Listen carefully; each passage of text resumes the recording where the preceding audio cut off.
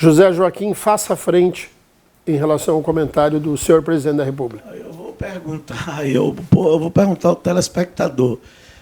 Olha, essa fala de Lula, na verdade, é a fala de improviso, e a gente já conhece as falas de Lula. Se você perguntar para o povo, que é a enquete de hoje, se a profissão mais honesta é do político, o telespectador, claro que não vai dizer que é do político. Logicamente que nós não devemos generalizar. E Lula ali está jogando para a plateia, porque ele tem pautas importantes, ele quer cair no colo do Congresso. Então ele joga para a galera dele.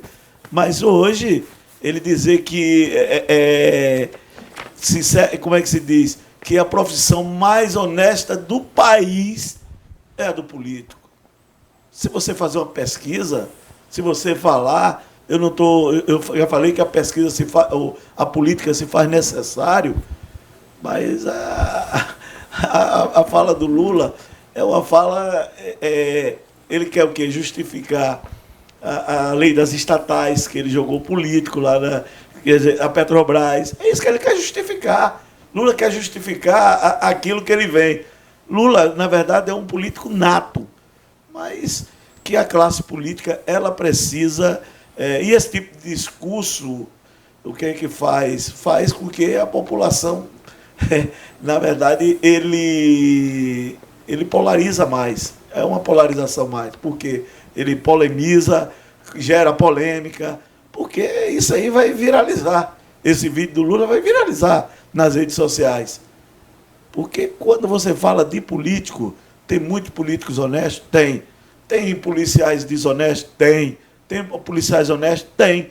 Como toda profissão.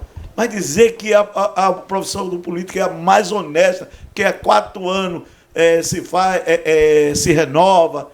Olha, gente, eu vejo o seguinte, que até hoje, Lula, eu queria ver um julgamento de Lula, que até hoje nós não sabemos se realmente ele tem essa honestidade toda.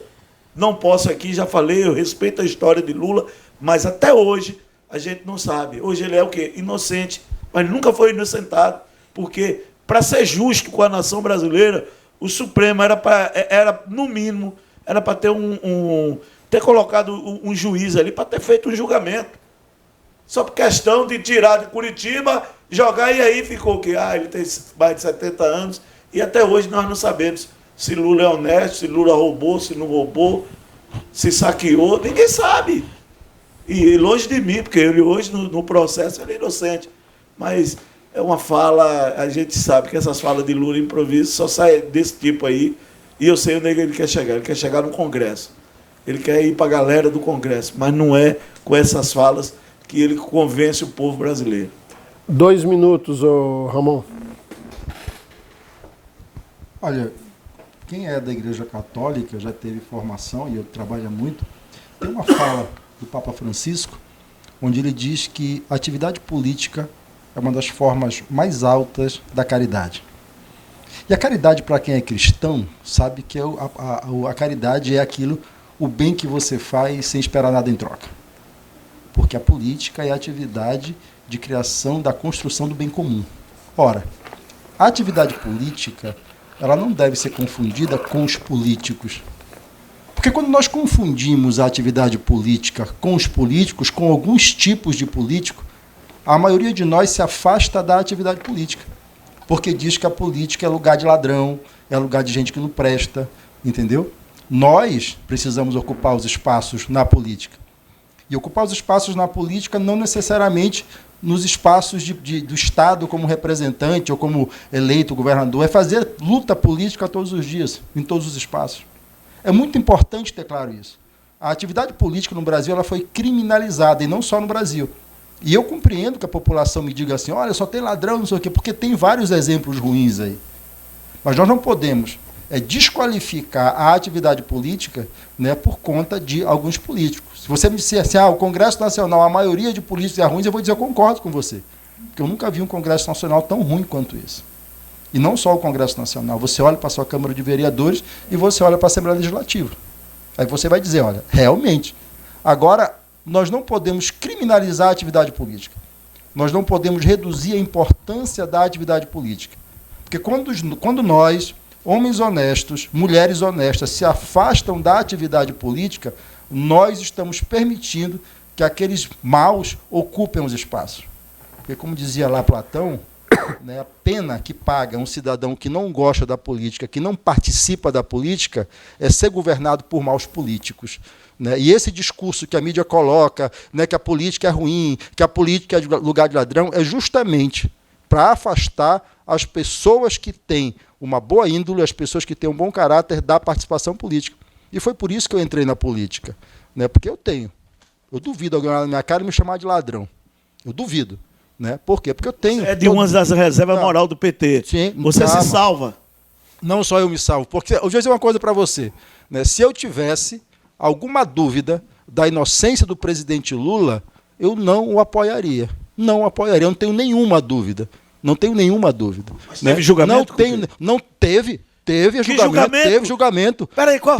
Peraí. Teve julgamento na primeira instância, que foi viciada, e graças, né, a Deus, a insistência do Zanin foi anulado. Foi anulado. E o cidadão, Zé, olha só, Zé, o cidadão, ele só pode ser considerado culpado num processo. Você já enfrentou processo criminal e você sabe a dor que é você ser acusado, né, e lá no final você ser inocentado. Ou lá no final o processo ser anulado. Porque é preciso que haja lisura no processo. Porque a liberdade e a honra das pessoas é o maior bem que nós temos. Então é preciso que fique muito claro isso. Processo viciado não conta. Processo viciado onde o juiz ele é suspeito, porque é isso que o Sérgio Moro foi, juiz suspeito, né, como disse o Glauber Rocha, um juiz ladrão. Onde há juiz ladrão, não há qualidade do processo. A gente precisa ter muito claro isso. E não nos afastemos da política. Não nos afastemos. Porque o arroz que a gente come, o feijão que a gente come, depende de decisão política. Nós precisamos ir para a política. Você que está aí me ouvindo, você cidadão, você cidadã. Se você não está gostando dos políticos que estão aí, entre na política para tomar o lugar deles. É só assim que esse país melhora. É um tema realmente bem... Assim, e é um tema que eu tenho a maior tranquilidade de falar sobre ele hoje. Tá? Concordo com o Zezinho na palavra do Lula, que realmente é uma maneira, como ele sempre faz, jogar para a plateia, e o que ele quer realmente é conquistar o parlamento, os senadores, os deputados, querendo fazer isso. Concordo com o Juí em dizer que toda profissão, todas, desde o gari, do professor, do médico, do empresário, do político, tem os bons e tem os ruins. E na política, infelizmente, nós temos muitos maus políticos hoje, e eu sempre tenho dito, e não tenho medo de reafirmar quantas vezes eu estiver nesse tema. Boa parte, a culpa é do senhor e da senhora. Eu digo isso que pela primeira vez, e eu espero nunca mais ser candidato, porque quando você chegava naquelas reuniões em que ia levar políticas, que ia levar e tentar dizer para a pessoa, eu quero ensinar você a pescar, eu não quero lhe dar o peixe. As pessoas, muitas vezes, antes de você começar a conversar, já falam, doutor, você vai deixar aí quantas caixinhas de cerveja, o churrasco de amanhã, o jogo de camisa, uma passagem? E eu dizia, olha, esse é o grande erro. É o grande erro do eleitor. O próprio eleitor, não todos, mas em grande parte, principalmente aqueles que precisam mais de políticas públicas, é o primeiro a querer defender o seu umbigo. Tá? Enquanto nós tivermos em nós essa concepção de querer levar vantagem em tudo, nós teremos que continuar tendo políticos desse tipo que tem em Brasília, como disse agora há pouco mesmo o Ramon. Isso aí eu concordo. Agora, a culpa, eu sempre digo, nenhum vereador, deputado, senador, governador, prefeito está lá por vontade própria. Ele está lá porque o senhor e a senhora votaram. Então, na hora de votar, todas as vezes a minha história. Vamos agora votar bem, para depois não estarmos arrependidos. Mas isso vem cada 2 anos, vem mais 2 anos, e as pessoas continuam votando ruim. Ruim. E aí as pessoas de bens, as pessoas que buscam trazer o benefício para a sociedade, para o Estado, tá? Desanimam. Desanimam porque você vê pessoas que não têm a capacidade que você tem para estar à frente do parlamento, defendendo políticas públicas. Mas a culpa, mais uma vez, é nossa, é minha, é sua, é de quem não sabe votar. é de quem vota por qualquer interesse pessoal. Enquanto nós não tivermos essa concepção, tá? Enquanto nós não tivermos essa preocupação do amanhã, lembrar que dos seus filhos, dos seus netos, que vai ter à frente, nós continuaremos tendo políticos que estarão sempre pensando no seu umbigo, porque eles gastam muito para poder se manter no poder. Eles, depois que eleitos, eles vão se preocupar em 4 anos depois. Tá? E ele está certo. Ele está certo porque ele pagou muito caro para poder chegar onde ele chegou. Samuel, sua vez. Um pastor protestante renomado no mundo todo, chamado Martin Luther King, disse que o que incomoda não é o grito dos maus, e sim o silêncio dos bons. E o chamamento que eu aproveito agora, essa oportunidade, né, o assunto, acho que são falas pontuais de todos que me antecederam, é que você, independente da sua concepção política, né, religiosa, filosófica, etc., participe do processo eleitoral. Transforme a sua indignação no exercício de militância. Se você defende as pautas liberais, é uma pessoa digna, honrada, eu poderia enumerar inúmeras pessoas. E eu confesso a vocês que eu sempre gostei da vida, né, política, acompanhar de próximo. E eu confesso uma coisa para vocês, a maioria dos políticos são pessoas boas, são pessoas dignas e honradas, tanto da direita quanto da esquerda. O que se tem é uma intoxicação, uma discussão esdrúxula que não se resulta em nada. Mas aí paira a seguinte coisa, né? Eu acho que talvez a fala aqui do Lula foi no sentido da seguinte forma. Quando você elege um magistrado e ele, durante décadas ou nos primeiros anos, na frente, julgando casos, se ele for condenado à perda da função pública, ele tem um benefício que chama-se vitalicidade. Ele recebe o salário de magistrado, de promotor, procurador e etc. E aí, mesmo ainda que ele venha a ser, tem todo um processo administrativo, o rito não é sumaríssimo e tal. No processo eleitoral, com exceção da disputa para senador da República, que é de 8 em 8 anos, nos demais cargos eletivos, tanto no Legislativo quanto no Executivo, no âmbito municipal, estadual e federal, é de 4 em 4 anos.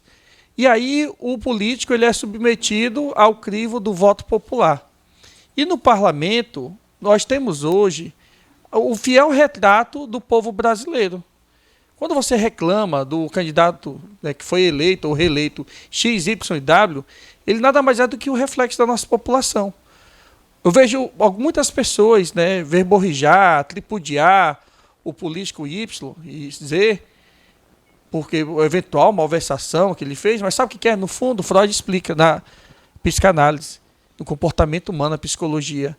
Ele fica indignado porque ele só teve a oportunidade de subtrair energia elétrica, fazer furto, gato. E ele vê um político desviando 10, 15 milhões, e ele fica com raiva porque o camarada está ganhando 15 milhões e ele só conseguiu desviar R$200 de energia elétrica. Faz o gato, né, durante a noite, no pôr do sol, acorda às 6 horas da manhã, correndo o risco de ser eletrocutado, coloca o fiozinho de volta para que se os fiscais da Energisa, da antiga Seron e da terceirizada virem, está tudo ok. Então, e cria, né, modelos e etc.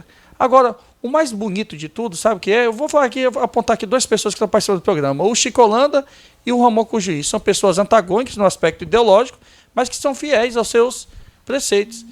Não estou assim, puxando sardinha para nenhum dos dois, mas se você se familiariza, vote por aquele que defende o teu ideal, meu irmão e minha irmã. Agora, o que a gente não pode é desacreditar da política. Toda vez que a gente desacredita da política, a gente tem retrocesso.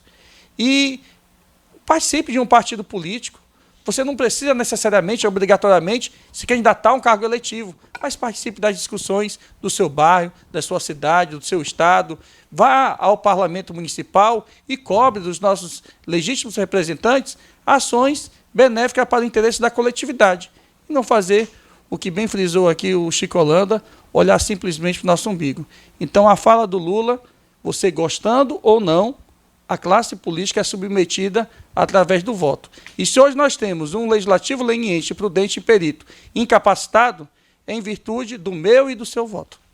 O Zezinho pediu um contraponto de 30 segundos, vai. Olha, gente, Cujuí é treinado, a retórica dele é essa aí, para fazer essa defesa aí, porque lá no passado que se falou do governo da Dilma, dos Petralha, acabou com o país, foi a maior recessão que o país já viveu, foi no governo dele, que a classe política foi para a lama, a Lava Jato. Quando o contraponto que Lula fala ali, ele vem em referência à Lava Jato, para falar da Lava Jato, para limpar a barra dos políticos. Que ele chegou em Ariquemes em campanha, Samuel, é porque a minha mente não esquece, não. Ele disse que o Congresso tinha 300 picaretas, a bem do benefício próprio.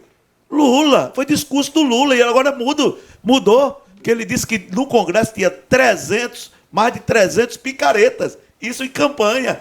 E agora o cara muda, diz que a classe mais honesta, dá licença com o juiz, muda a coisa, você sabe que o seu partido é o partido das trevas, é demoníaco mesmo, e o que acabou com o nosso país, foi retrocesso, nós vivemos um retrocesso com a Dilma, acabou com o país. Isso aqui é um desabafo. E agora vem querer passar pano.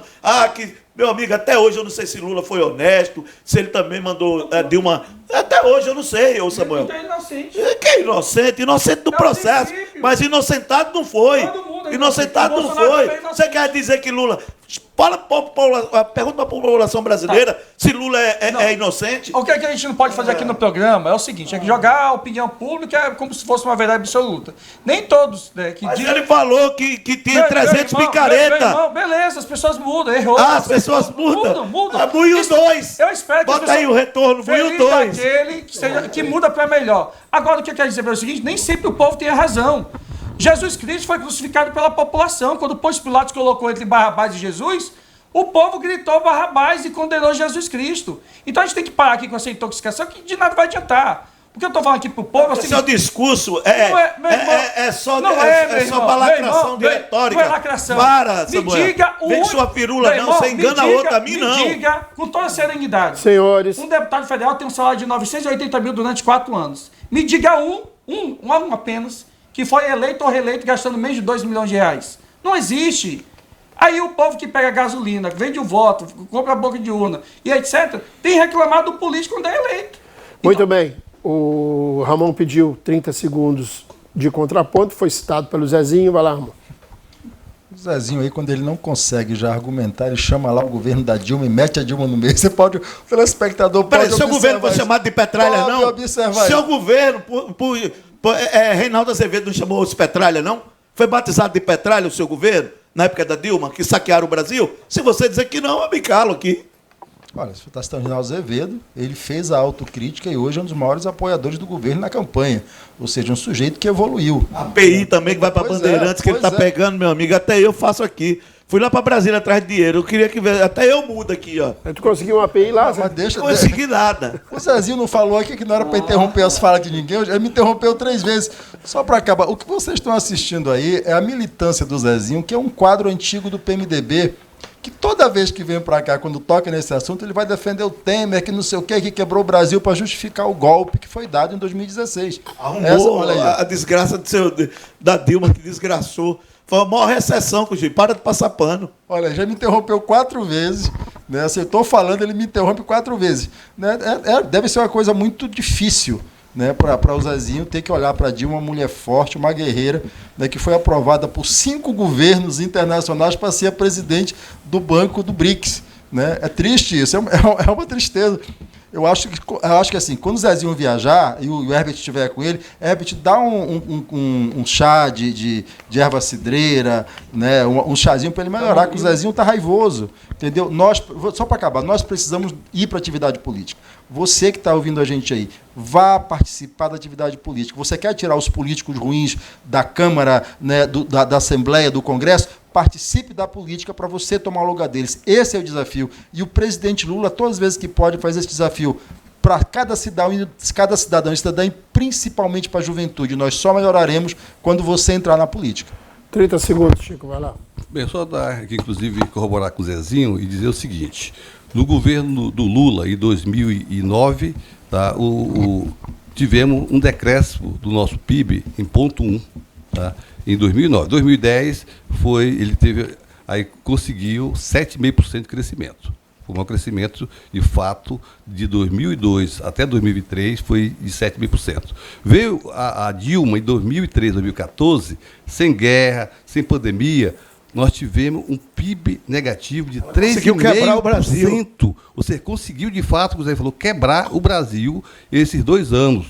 E se a população não fosse para a rua para poder não tirasse aquela ela desastrosa, hoje nós seríamos a 50ª potência do mundo, ou seja, nós teríamos acabado, enterrado o Brasil.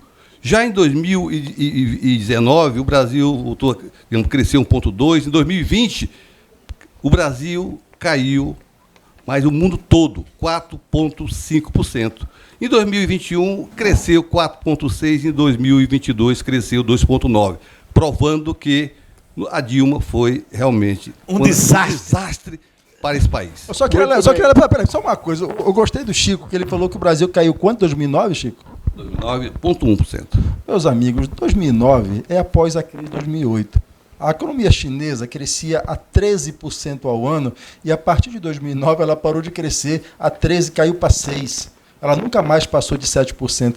Chico, você teve Covid e não sabe o que está falando. Eu sei, tanto bem, que eu te falo. Vamos falar. E dia seguinte, 7,5% foi, e fui bem claro, no Chico, governo Lula 2009, foi o que mais cresceu. 2009, Chico, 2009 o mundo quebrou, Chico. Mas eu, 2009, eu me referi a Dilma, não mude, 2013. Não, você falou 2009, peraí, você começou uma narrativa dizendo que 2009 é mentira, tô falando 2009 você falou que o PIB caiu como se fosse um desastre do governo Lula, e não era uma crise mundial. Eu só fiz uma referência. Não, você fez uma referência pequena. Ponto é nada.